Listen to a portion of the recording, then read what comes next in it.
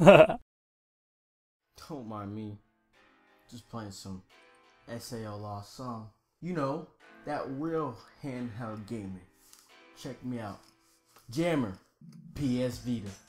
You remember those commercials? With the Marcus, he's always like, Marcus, PSP. That should be needed for Vita. No, but for where did those go? That's a topic for another day. Let's get on to today's topic. The PlayStation TV. The system that doesn't know what it's doing. The idea behind the console was mixed up, but it could have been fairly nice. It sort of would have been a brave move by Sony where they low-key actually tried to help the Vita grow, but they just executed it all wrong. And now more than ever does this system have a chance or some way to help the Vita at least get like a couple more AAAs out. This thing is like $49.99. Listen, I got this thing at $100, and that's already a steal. For being able to play Vita games on your TV for just $100 and be able to use your controller and play it on a big screen, like, come on, dude. For $100, that's great. Now you can buy it for $50. And there's been sales where this thing has been like $30 or $40. That's crazy. $40. Like, what? That's like dirt. That's as much as a Vita game. You could get a Vita, basically a Vita, for the price of a Vita game. Imagine how many people could get a PlayStation TV could start buying Vita games. Just thinking about that just like makes me feel like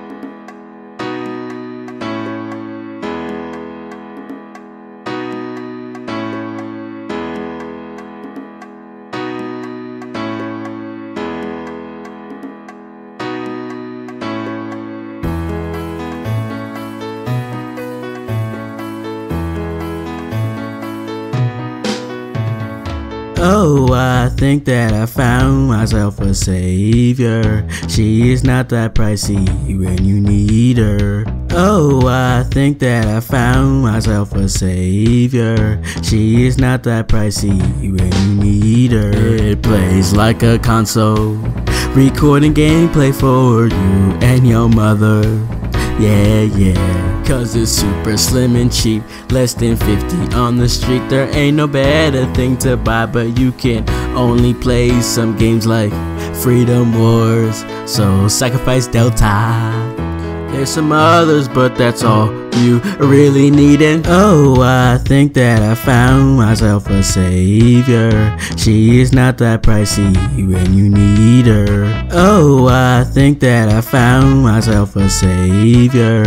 She is not that pricey when you need her.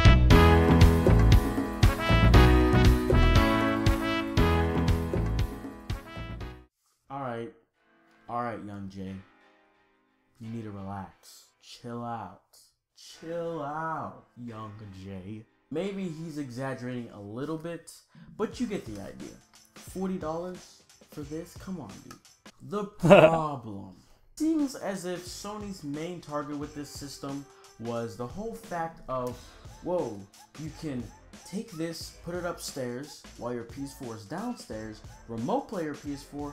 Now look at that. You can play your PS4 in 2 different locations without having to move your PS4 at all. That seemed like that was their main market. And if that's what it was, it doesn't make sense for you to make it be like an exact replica of a Vita, because when you look at it, when you hear it, the name, it has no connection whatsoever to PlayStation Vita. Yet that's what it is. So, during the time of the PlayStation TV's announcement, Apple TVs were sort of booming. They were new at that time. I don't know if they were brand new, but I know that they were still fairly new My friend had one. He kept bragging to me about how cool it was and all this stuff. And so whenever he's over there bragging to me, and I was planning on picking myself one of these bad boys because I wanted to record. That was my whole reasoning behind getting a PlayStation TV, so you can record gameplay. But that's besides the point. People hearing the name PlayStation TV will think, oh, it's probably rivaling Apple TVs because they have the word TV at the end of PlayStation. Like, what? And this is where it gets weird.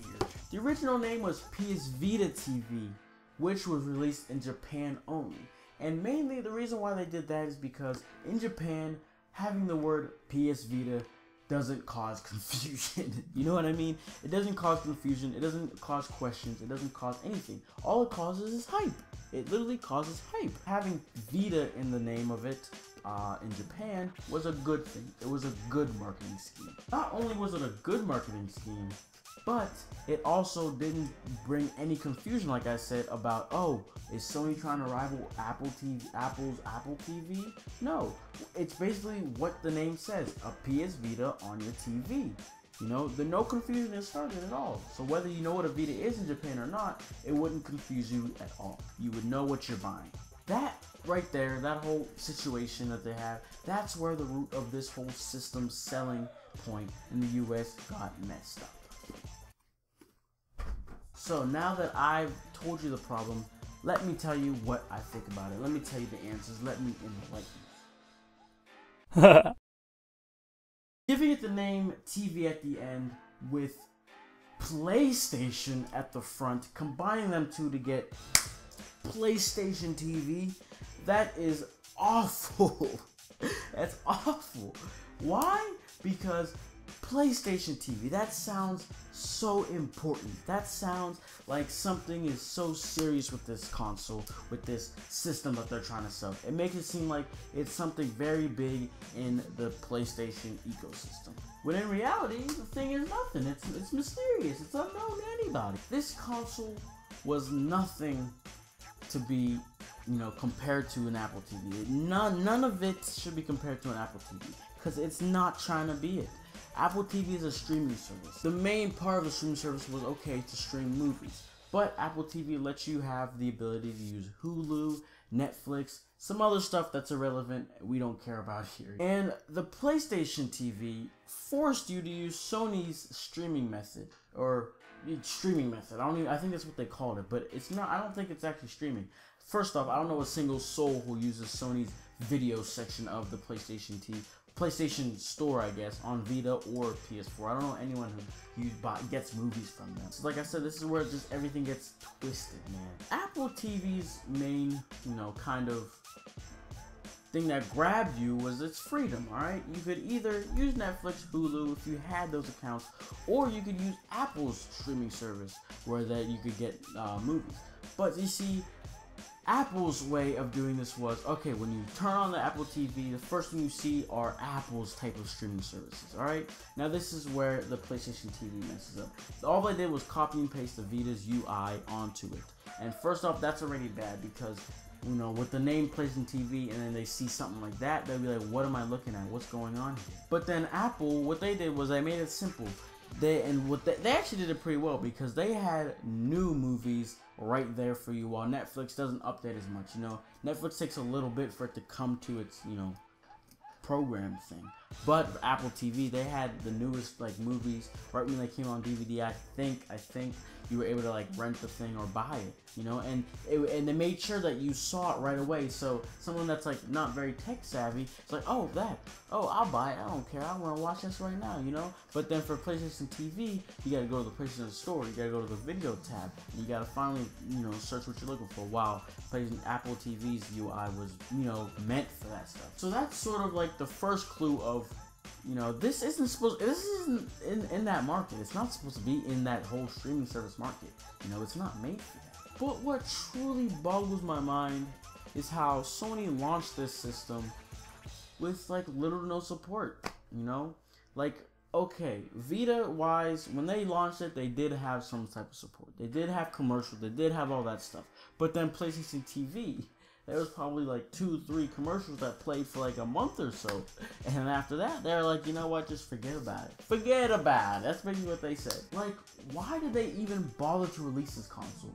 You know, what was their true incentive when they're like, okay, let's bring this over to the U.S. You know, what was their incentive by changing the name? The name change was not good at all. You know, that's where everything just got messed up.